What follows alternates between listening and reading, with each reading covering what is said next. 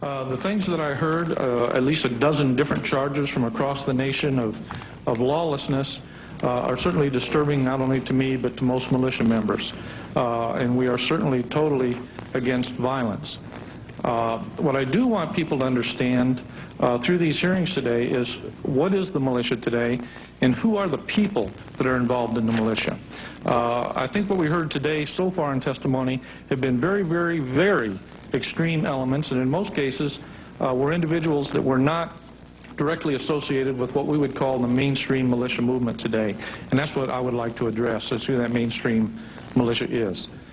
It is a cross-section of Americans, of every type of occupation that there is, everything from attorneys to doctors, to mechanics, to nurses, to businessmen of all types. They are everyday Americans that are very, very concerned with what's going on in their country. And we applaud that. We are excited that once again in this nation, people are getting involved in their government. We are setting up programs right now to help people start registering to vote and going to the polls and getting involved in the legislation and the process that we all love. The militias, as many times has been reported in the media, that they hate their government. This is not so. We think that our government, that this body is the finest form of government in the world, and it could not be better. Are there problems in government? Certainly there's problems. You can hardly find an American that doesn't have something to complain about. Your body itself, whether you're Republican or Democrat, is complaining about the other side. That's America. That's good and that's healthy. And we believe in the freedom of speech. We do not believe in hatred. We do not believe in racism. And if you'll look over very, very carefully of all of the things that you've heard me say in the media and some of the others that have said in the media, we have said nothing about hate. We have said nothing about racism. We have not been anti-Semitic. Now, I'm not saying that there aren't fringe elements out there, and I'm not saying that over the last 14 months, when this organization, this group that is growing across the country, has started getting public attention because we have been out in the open, because we have been very public. We have gotten a lot of media. I'm not going to say that others aren't going to try to attach themselves to our coattails and take that ride and try to get their public attention too, but it is wrong. If they use hate, if they use violence, if they do not abide the law, we will be the first to expose them. We will be the first, if they are breaking the law, to turn them over to the law enforcement agencies.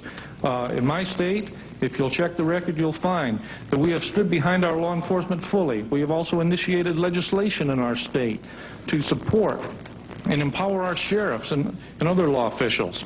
We are law-abiding, God-fearing Americans. And we ask that this Congress will recognize that we represent literally millions of people in this country that are once again getting involved. And the one thing that they see, the one reason that this movement has grown so rapidly over the last 14 months is because the people do see a voice for them in the militia. And we're excited to be that voice, and we want to be an honest voice and an open voice. And there's some fears out there in the country. We've heard about some of the fears this morning.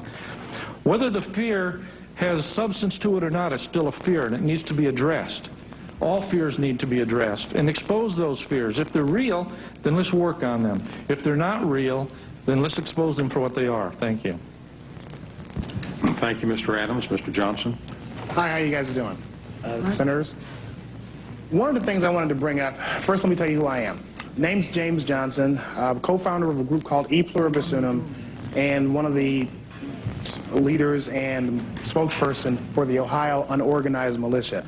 I've spoken to many groups around Ohio and in other states, and I've also helped start some groups. Now, what I wanted to touch on was what Mr. Thompson said. I think he focused on a key point, which was why these groups are forming. Why is it growing like it is? And that's some of the topics that need to be addressed, and I think maybe you can talk to some people on the inside like you have here to answer those questions. To put it to you bluntly, some of the legislation that's coming out of Washington, some of the executive actions that are taking place, ladies and gentlemen, these things started a revolution 200 years ago and got this country started. And the people are seeing this. The national news media and the actions of this government is some of the best recruitment we could have. We don't have to say much. All you have to do is talk to the average person out there to tell you, how do you feel about your government? And the people you look at here, we're the calm ones. We're the ones that calm people down. Now, I'm speaking here as a representative for my state and other groups that I know of. The animosity that I see out there between the citizens, all of them, and the government is frightening. What they did was, after listening to all these abuses and government atrocities that you're going to hear here today, and they saw that they were going to no avail, they decided to see what they could do to become part of the solution. They looked into the law, and under Title 10 U.S.C. 311, saw a phenomenon known as the unorganized militia that consists of all people, even the people taking these pictures right here, everyone. And they began to form themselves in units for their own self-defense and their self-preservation. Now, the way we stand now, and it's good that we're getting these views aired out, because 200 years ago, the British didn't get the hint until they saw dead redcoats out there. But this time, maybe we can get this out in the open and have things resolved. Because I feel, and it's concerning to me, and I'm being sincerely honest, that with the increasing polarization between the tax-paying public out here and what goes on, not only in here, but certain state governments, that the only thing standing between some of the current legislation being contemplated and armed conflict is time. It's one of the reasons I got in this movement, to help prevent that. Now, you can see from the last 2 years of sales from the firearms producers in this country, this nation is probably one of the most heavily armed forces on earth. And I have heard more and more people say, if one of these black-suited, armor-wearing, state-sponsored terrorists come kicking down my door, I'm going to blow somebody away. They don't call themselves militia. They don't even call themselves patriots. They call themselves American citizens who are getting tired of confiscatory tax rates, increasingly heavy regulations, which is, they believe, are leading them down a path to involuntary servitude. And one of the slogans that's been going around, especially in Ohio, is what I've been telling people, for those who think that this is just primarily an angry white male movement, is that if our ancestors would have been armed, they would not have been slaves. That's why people are beginning armed. Not so much with firepower. That's not the thing that makes it dangerous.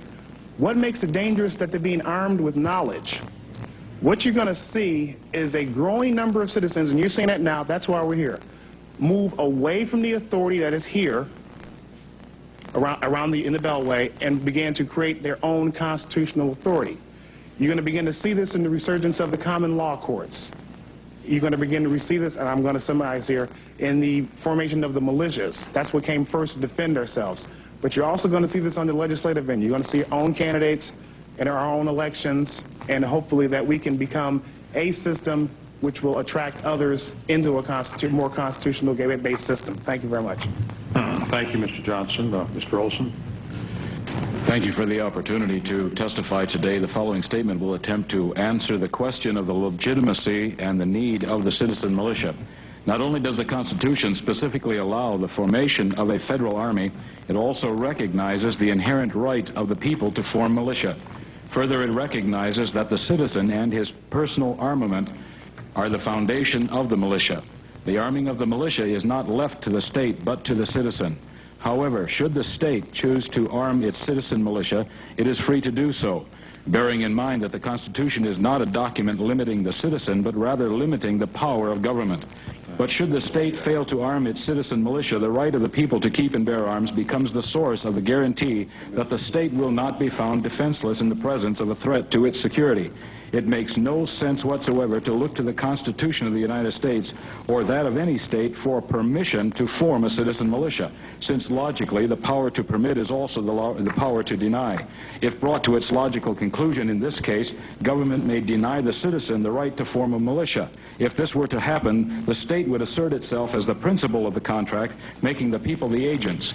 Liberty then would depend on the state's grant of liberty. Such a concept is foreign to American thought. While the Second Amendment to the United States Constitution recognizes the existence of the state militia and recognizes their necessity for securing a free state, and while it also recognizes that the right of the people to keep and bear arms shall not be infringed, the Second Amendment is not the source of the right to form a militia nor to keep and bear arms.